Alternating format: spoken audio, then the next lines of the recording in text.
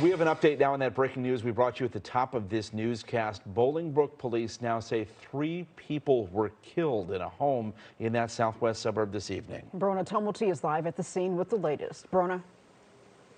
Good evening, guys. Yeah, we did just get some updated information from Bolingbrook Police. They say this all started around 8:15 this evening. They were called to the 100 block of Lee Lane right behind me for a report of a home invasion at the house. You can see police in right over my shoulder. They had heard, or when they arrived there, they found that 4 people had been shot, 3 adults and 1 child. We now know. Mom, I think something happened to my friend. We were playing the game online, and then I heard gunshots, and then I didn't hear her anymore. These were the chilling words a young boy told his mother on a quiet Sunday evening in March 2023. Through his gaming headset, he had just become an unwitting witness to horror unfolding in real time. Welcome to Shadows of Crime. If you're new here, hit that subscribe button now, because what you're about to hear will shake you to your core. In the wealthy Chicago suburb of Bolingbrook, 17-year-old Samiya Shelton-Tillman had just made a decision that millions of teenagers face every day. She ended a relationship. It should have been the beginning of a new chapter. Instead, it triggered something dark. The sound of a door being forced open, footsteps moving through a family home, the metallic click of a weapon being readied. One neighbor would later tell reporters something that sends chills down my spine. "I knew this was going to happen. I just had a feeling," but nobody acted on that feeling. Nobody stopped what was coming. And now a 9-year-old child would never grow up. A mother would survive only by playing dead beside her daughter's body. And a teenage boy would face 9 counts of first-degree murder. What happens in the mind of someone when rejection transforms into rage? What warning signs were missed in the days before this bloodshed? The answers lie in what happened on Lee Lane that night, and in the disturbing truth about what Byron Montgomery did when he heard the word no. Bolingbrook, Illinois sits just 30 miles southwest of Chicago. On Lee Lane, just off Route 53, stood a home that looked like countless others in this community. Neighbors described the street as safe and quiet, the kind of place where people move specifically to escape the dangers of urban life. One of the things I liked about this neighborhood was that I was living on a safe, quiet street. Resident Carol told NBC5 after the incident. Inside the house on Lee Lane lived a blended family trying to build a life together. 17-year-old Samiya Shelton-Tillman shared the home with her mother, 34-year-old Tanya Stewart. Tanya was engaged to 40-year-old Cartez Daniels, whose 9-year-old daughter Sanai also lived there. Completing the household were 2 boys, ages 14 and 3. Samiya was a high school student with her whole future ahead of her. While details about her personal interests and aspirations remain limited, we know her school later provided grief counselors to help classmates process their loss. Cartez Daniels was building a new life with his fiancée Tanya, bringing their children together under one roof. Little Sanai, at just 9 years old, was likely adjusting to her new blended family situation. The family appeared normal to most observers. Neighbor Stan Message later recalled, "Very nice people, never had a problem. The kids would be out during the summer. They would be shooting baskets at one of the houses there. The kids were very good kids."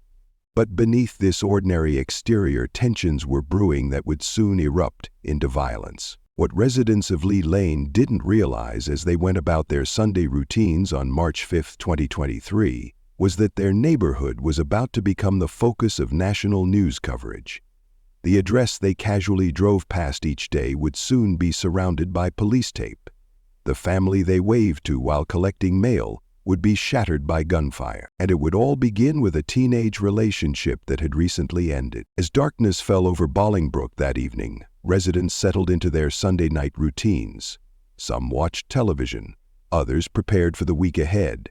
On Lee Lane, a family was together at home, unaware that danger was already approaching their doorstep. At the center of this tragedy was a relationship between 2 17-year-olds, Samiya Shelton-Tillman and Byron Montgomery. Like many teenage romances, theirs had recently come to an end.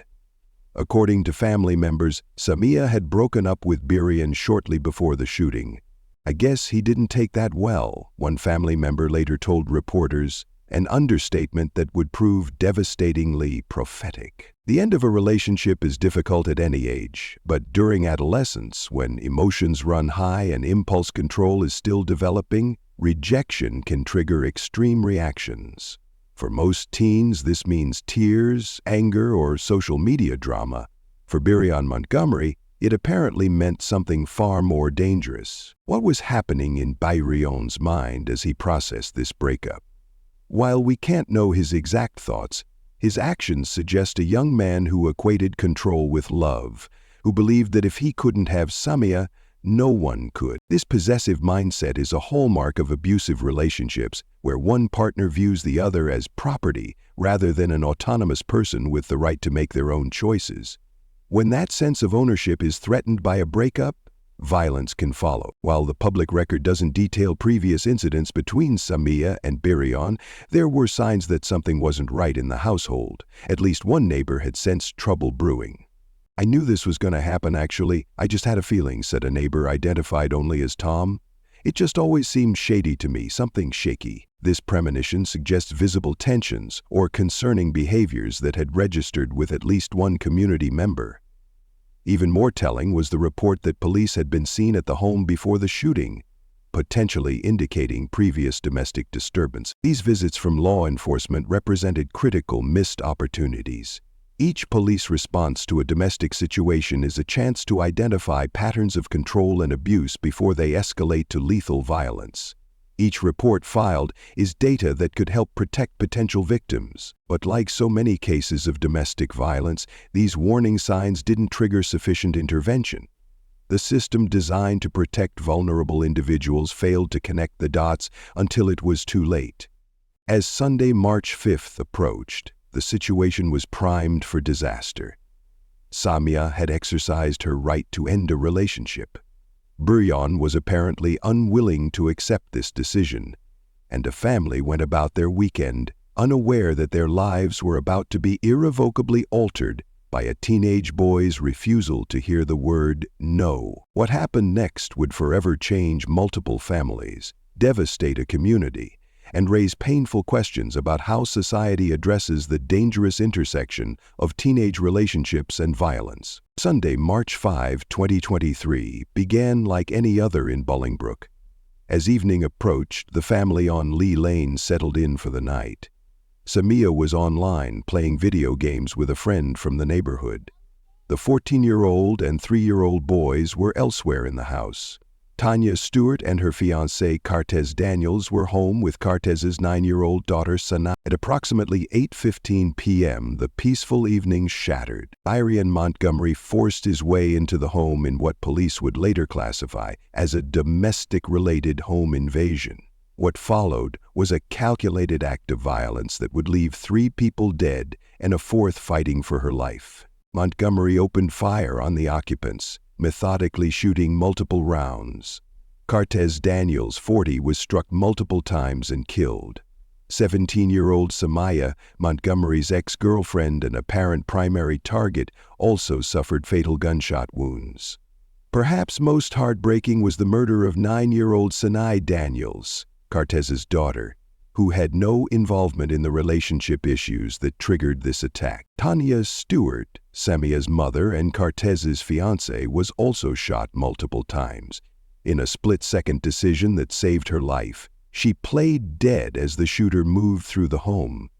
This quick thinking allowed her to survive the attack, though she was seriously wounded and later hospitalized in critical but stable condition at Good Samaritan Hospital. Meanwhile, the 2 boys in the home, ages 3 and 14, witnessed the horrific violence but were physically unharmed. They would carry the psychological scars of what they saw for the rest of their lives. Outside the home, neighbors were just beginning to realize something was wrong. Ryan Hedberg had just returned from dropping off his kids when he heard the commotion. "Came home from dropping off my kids, hanging out inside, heard 2 gunshots. There was apparently more, but it's what we heard sitting inside," he later told reporters. "It's kind of weird being over here. It's usually quiet." But the most chilling account came from another neighbor, whose son was playing video games online with Samiya when the attack occurred. Through his gaming headset, he heard the gunshots and then the sudden silence as his friend was killed. Confused and frightened, he ran to his mother. "Mom, I think something happened to my friend." He said he was playing the game and then he heard gunshots go out, and then he didn't hear his friend anymore. This digital connection provided a real-time witness to the beginning of the attack, creating a timestamp that would later help investigators establish the exact timeline of events. After the shooting, Montgomery fled the scene. Police responded quickly to reports of the home invasion, arriving to find a scene of carnage that would haunt even experienced officers. Emergency medical personnel rushed to treat the victims, but for 3 of them, it was already too late. As investigators processed the crime scene, they quickly identified Montgomery as the suspect. The connection between him and Samiya, combined with witness statements, made him the immediate focus of the manhunt. Just 2 hours after the shooting, at approximately 10:00 p.m., police located Montgomery near his residence and took him into custody without incident. The speed of his capture prevented any possibility of additional violence and began the process of seeking justice for the victims. But what investigators discovered about Montgomery's actions leading up to the attack revealed something even more disturbing. This wasn't a spontaneous act of rage, but a deliberate decision to eliminate an entire family because a teenage girl had exercised her right to end a relationship. As police lights cast blue and red patterns across the homes on Lee Lane, neighbors stepped outside to witness the chaos that had erupted in their peaceful community. The sight of multiple ambulances and police vehicles told them something catastrophic had occurred. Just seeing the number of ambulances on the street, I knew it was something really bad, said a neighbor, identified only as Karen. Inside the home, investigators worked methodically to document the crime scene, while medical personnel attended to Tanya Stewart, the sole surviving victim of the shooting. She was rushed to Good Samaritan Hospital in critical condition, fighting for her life after sustaining multiple gunshot wounds. The bodies of Cortez, Samiya, and 9-year-old Sanai remained a silent testimony to the brutality that had unfolded. The 2 boys who witnessed the shooting were taken into protective custody, their young minds processing trauma that no child should ever experience. The 14-year-old, old enough to understand what he had seen, and the 3-year-old, too young to fully comprehend but old enough to be forever marked by the violence, would need extensive support in the days, months, and years ahead. Meanwhile, Barion Montgomery sat in police custody. The 17-year-old had been apprehended without resistance just 2 hours after the shooting, located near his own residence. As investigators began their questioning, the full picture of what had happened on Lee Lane began to emerge. News of the triple homicide spread rapidly through Bolingbrook. Residents struggled to reconcile the violence with their perception of their community as a safe haven. With a median household income nearly double the national average and home values to match, Bolingbrook represented success and security for many families. The shooting shattered that illusion of immunity from violence, very devastating because I'm a long resident of Bolingbrook, all I know is Bolingbrook, said longtime resident Lashana Fisher, who drove by the neighborhood after hearing about the incident. When something like this hit in Bolingbrook, it just like is hitting home. It's like family, but not family. Yeah, that's right, guys. A horrible tragedy here. In fact, neighbors tell us the family originally from Rockford had only been living in this home less than 3 years. Neighbors also identifying the victims as a father and 2 of his daughters. Police say the suspect and one of those daughters, both of them 17 years old, had been dating. Yeah, very nice people. Never had a problem. The kids would be playing outside during the summer. You know, I've been a hard impact or something, didn't know what it was. Police identified 2 of the victims as 40-year-old Cortez Daniels and 17-year-old Samiya Shelton-Tillman. Police say the suspect and Shelton-Tillman were in a relationship. Neighbors recalled seeing them together. The teenage girl did have a boyfriend. They would walk hand to hand sometimes here, you know, but I just say hi, you know, that's all. Authorities have not released the youngest shooting victim's name. 9-year-old Dylan says they rode the school bus together every day. You would definitely see her on the school bus or whatever. We always talked and stuff. Yeah. We always used to have snow fights and stuff. It should have never happened. Emotions were raw for some Bolingbrook residents. It pains me as a father to see a child taken and children to have lost their parents. Neighbor William Petrowski says he would see the 17-year-old victim heading to school. Kind of sad. It's a bad thing for Bolingbrook. Very sad day for us. Sole offender. Lovers that it went sour. Too young. Too young. And no matter what age, it's still senseless. Bolingbrook resident Bob Howe visited the home to pray for all of those impacted by this terrible crime. Howe even said a prayer for Montgomery. I want to ask for healing. This is senseless. And there's a young man who has just destroyed his life. Police remained at the scene until approximately 5:30 a.m. Monday morning, processing evidence and reconstructing the sequence of events. The investigation would continue for weeks, but the basic facts were already clear. A teenage relationship had ended, and a young man had responded with lethal violence against not just his ex-girlfriend, but her entire family. If you're finding this case as disturbing as I am, hit the like button and share your thoughts in the comments. What warning signs do you think might have been missed in this relationship, and what state or country are you watching from? Your engagement helps spread awareness about the dangers of relationship violence. As Monday dawned, the community began to process what had happened. Schools prepared to help students cope with the loss of their classmates. News crews gathered outside the courthouse, awaiting Montgomery's first appearance before a judge. And investigators continued building their case against the teenager who would soon face some of the most serious charges possible under Illinois law. The question on everyone's mind was simple but profound. How could this happen here? The answer would begin to emerge in the courtroom the following day. On Tuesday, March 7, 2023, just 2 days after the shooting, Byron Montgomery made his first appearance in Will County Court. Despite being only 17 years old, prosecutors had already made a critical decision. Montgomery would be charged as an adult, facing the full weight of the criminal justice system. The charges against him were staggering in both number and severity. Montgomery faced 9 counts of first-degree murder, 3 counts for each victim, reflecting different legal theories of the crime. Additionally, he was charged with attempted first-degree murder for shooting Tanya Stewart, home invasion, aggravated battery with a firearm, and aggravated unlawful use of a weapon.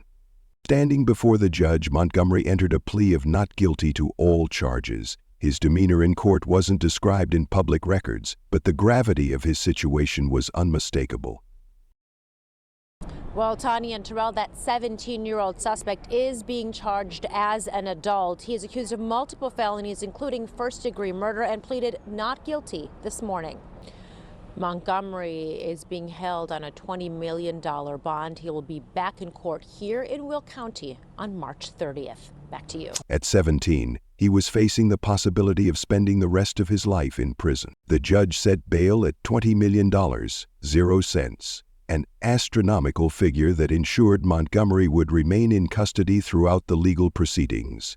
This bail amount, far higher than in most murder cases, reflected both the severity of the crimes and the perceived danger Montgomery posed to the community. Montgomery's family declined to comment on the charges when approached by reporters. Their silence left many questions unanswered about his background, his relationship with Samiya, and any warning signs they might have observed before the violence erupted. The legal process ahead would be lengthy and complex. In Illinois, first-degree murder carries a minimum sentence of 20 years, with the possibility of life imprisonment. The multiple victims and the presence of aggravating factors, including the age of the youngest victim, could potentially result in consecutive sentences that would ensure Montgomery would never be released. The prosecution faced the task of proving beyond reasonable doubt that Montgomery had acted with intent and premeditation when he entered the home on Lee Lane and opened fire on its occupants. The defense would likely explore Montgomery's age, mental state, and the circumstances leading up to the shooting. For the surviving victims and the families of those killed, the legal proceedings represented both a path to justice and a prolonged reopening of wounds. Each court appearance would require them to face the person accused of destroying their lives, to hear details of how their loved ones died, and to relive the trauma of that Sunday night. The case also raised difficult questions about juvenile justice. At 17, Montgomery straddled the line between childhood and adulthood. While his alleged actions were undeniably adult in their consequences, his brain was still developing, particularly the prefrontal cortex, responsible for impulse control and decision-making. This neurological reality doesn't excuse violence, but does complicate questions of culpability and rehabilitation. The decision to charge Montgomery as an adult reflected the severity of his alleged crimes, rather than any consideration of his developmental stage. As the case moved forward, it would join thousands of others in a justice system grappling with how to address violent crime committed by young people, particularly in cases involving relationship violence that escalates to homicide. But beyond the legal questions lay a more fundamental one. Could this tragedy have been prevented? Were there moments when intervention might have changed the course of events? The warning signs that emerged after the fact suggested that the answer might be yes, that this was not an unforeseeable explosion of violence, but the culmination of a dangerous pattern that had gone unaddressed for too long. In the aftermath of tragedy, hindsight often reveals a trail of warning signs that, if recognized and addressed, might have prevented disaster. The case of Breakup Montgomery and Samiya Shelton-Tillman is no exception. The most significant red flag was the recent breakup between the teenagers. Research consistently shows that the period immediately following the end of a relationship represents one of the highest risk times for domestic violence. When one partner decides to leave, the other may perceive a loss of control and resort to violence in an attempt to reassert dominance. "I guess he didn't take that well," a family member later told reporters about Montgomery's reaction to being broken up with. This understated observation points to behaviors that likely preceded the shooting: anger, refusal to accept the breakup, possibly threats or intimidation tactics. For teenagers, these dynamics can be particularly volatile. Adolescence is a time of intense emotions, limited impulse control, and still developing perspective-taking abilities. A first love feels all-consuming. A breakup can seem like the end of the world. While most teens process these feelings without resorting to violence, those who lack healthy coping mechanisms or who have witnessed unhealthy relationship models may take a different path. The neighbor, identified only as Tom, provided perhaps the most chilling insight into the situation when he told reporters, "I knew this was going to happen actually. I just had a feeling. It just always seemed shady to me, something shaky." This statement suggests observable tensions or concerning behaviors that registered with at least one community member. What might Tom have noticed? Perhaps arguments that grew too loud or intense. Maybe controlling behaviors when Montgomery visited Samiya. Possibly threatening language or gestures that made an impression even from a distance. Whatever the specifics, his intuition proved tragically accurate. Even more telling was the report that police had been seen at the home before the shooting. These previous visits represent critical missed opportunities for intervention. Each interaction with law enforcement creates a record, a data point that could help identify escalating patterns of control or abuse before they turn deadly. When viewed through the lens of relationship violence research, these elements form a recognizable pattern. Controlling behaviors escalate when a partner attempts to leave. Previous incidents of aggression or police involvement indicate an established pattern rather than a one-time explosion. The refusal to accept a breakup reflects a proprietary attitude toward a partner, viewing them as a possession rather than an autonomous person with the right to make their own choices. For young people, recognizing these patterns can be especially difficult. Teenagers often lack the relationship experience to distinguish between intense love and controlling behavior. What might seem like flattering attention, constant texting, wanting to know where they are at all times, jealousy of friends, can actually be early warning signs of unhealthy control. Parents, educators, and peers may also miss these signals, dismissing concerning behaviors as typical teenage relationship drama rather than precursors to potential violence. This normalization of controlling behavior creates an environment where red flags go unaddressed until it's too late. In Samiya's case, We don't know what specific behaviors preceded the shooting or what attempts might have been made to address them. We don't know if she or her family felt threatened by Montgomery after the breakup or if they took any protective measures. We don't know what information was shared with police during their previous visits to the home. What we do know is that on March 5, 2023, these warning signs culminated in an act of violence that destroyed multiple lives. And as the community reeled from this tragedy, they began to come together in a powerful display of grief and solidarity. On Wednesday, March 8, 2023, just 3 days after the shooting, dozens of Bolingbrook residents gathered at the DuPage Township Center for a vigil honoring the victims. When this happened, it hit home because I know we're such a loving community.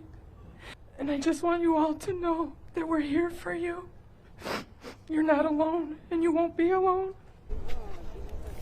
Now, again, as I mentioned, for the first time, we heard from a relative of one of the victims. Her name was Tamika Reed, the sister of victim Cortez Daniels. In a very emotional breakdown, she talked about putting on the news and seeing the home and recognizing it and just hoping that it wasn't the one of her belonging to her brother. And sadly enough, it was. The home now has been widely empty since the shooting. Mourners have dropped off balloons and candles, creating a growing memorial. Now, many are just asking for prayers. So we pray for this family right now, Lord, that you will touch each and every one, wherever they're at, all across this land, oh God, you know, Lord. Teresa Martin, one of the vigil's organizers, could barely contain her emotion as she addressed the crowd. "My heart goes out to them," she said through tears. "I have a small daughter who's 9 years old, and it's just so heartbreaking that they have to do this. They have to bury those kids." Her words captured the particular horror of Sanai's death. A child the same age as her own daughter, killed simply because she was present when violence erupted. For parents in attendance, Sanai's murder struck an especially painful chord, forcing them to confront the unthinkable vulnerability of their own children. Meanwhile, the Valley View School District mobilized to support students affected by the tragedy. Both Samiya and Sanai had been students in the district, and their sudden, violent deaths left classmates and teachers struggling to cope. Grief counselors were made available to help young people process their emotions and questions. For Samiya's high school peers, the loss was complicated by their awareness of her relationship with the alleged killer. Some had likely witnessed interactions between Samiya and Brion, perhaps noticing tensions or concerning behaviors without recognizing their significance.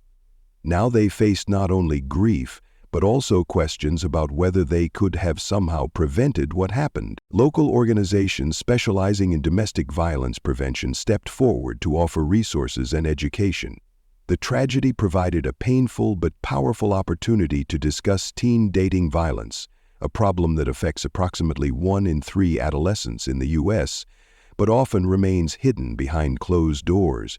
For the broader Bolingbrook community, the murders forced a reckoning with the reality that violence can erupt anywhere, even in affluent neighborhoods with low crime rates. The illusion of safety that comes with higher property values and good schools had been shattered, leaving residents to grapple with a new sense of vulnerability. When something like this hit in Bolingbrook, it just like is hitting home, longtime resident Loshuna Fisher had said after driving by the crime scene. Her words reflected the community's collective shock. This wasn't supposed to happen here, not in their town. Not to a family like this one. The media coverage brought national attention to Bolingbrook, placing the community under a spotlight they never wanted. News vans lined streets, reporters approached neighbors for comments, and the private grief of a family became public property. For some residents, this intrusion added another layer of trauma to an already devastating situation. As days passed, makeshift memorials appeared near the home on Lee Lane. Stuffed animals, flowers, and handwritten notes accumulated, tangible expressions of a community's sorrow and solidarity. These impromptu shrines served as gathering places where people could mourn collectively, finding comfort in shared grief. For Tanya Stewart, recovering in the hospital from her gunshot wounds, this outpouring of community support provided a lifeline amid unimaginable loss. Having survived by playing dead as her daughter, fiancé, and future stepdaughter were killed around her, She now faced the daunting task of rebuilding a life shattered by violence, a journey made slightly less lonely by the knowledge that an entire community stood with her. The tragedy that unfolded on Lee Lane in Bolingbrook on March 5, 2023, represents far more than an isolated incident of violence. It stands as a stark reminder of how quickly a teenage relationship can transform from romance to danger, and how devastating the consequences can be when warning signs go unaddressed. The deaths of Samiya Shelton-Tillman, Cortez Daniels, and 9-year-old Sanai Daniels cannot be undone. Their futures, all the birthdays, graduations, weddings, and quiet everyday moments they might have experienced, were erased in minutes by a teenager who refused to accept rejection. For their loved ones, including Tanya Stewart, who survived the attack, life is now permanently divided into before and after. But from this tragedy, crucial lessons emerge that might save others from similar fates. First, we must recognize that teen dating violence is not puppy love gone wrong or drama to be dismissed. It's a serious problem affecting millions of young people, with consequences that can be just as deadly as adult domestic violence. When a teenager exhibits controlling behaviors, expresses possessiveness, or reacts with extreme anger to perceived slights, these aren't signs of passion. They're warning flags that demand attention. Second, the period after a breakup requires particular vigilance. Research consistently shows that when a controlling partner loses their relationship, the risk of violence spikes dramatically. Safety planning, changing routines, staying with friends or family, limiting social media presence, and even involving law enforcement if necessary can be life-saving during this high-risk time. Third, community awareness saves lives. The neighbor who had a feeling something bad would happen recognized warning signs, but didn't know how to effectively intervene.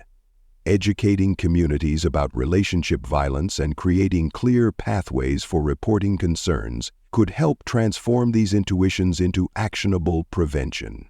For young people watching this video, I want to emphasize this critical point. Love doesn't hurt. Love doesn't control. Love doesn't punish. If someone claims to love you but makes you feel afraid, isolated, or controlled, that's not love. It's abuse, and you deserve better. For parents, educators, and community members, the message is equally important. Take young people's relationships seriously. Listen when they express concerns. Watch for changes in behavior that might indicate they're in a controlling relationship.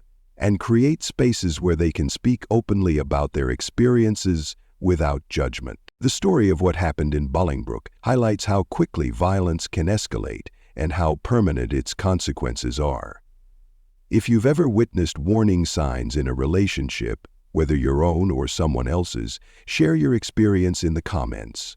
Your insight might help others recognize danger before it's too late. And if you haven't already, subscribe to Shadows of Crime for more in-depth true crime analysis that goes beyond sensationalism to examine the deeper patterns and lessons in these tragic cases. The deaths on Lee Lane can't be reversed, but by learning from them, by recognizing the warning signs of relationship violence and taking decisive action when we see them, we might prevent another family from experiencing similar heartbreak.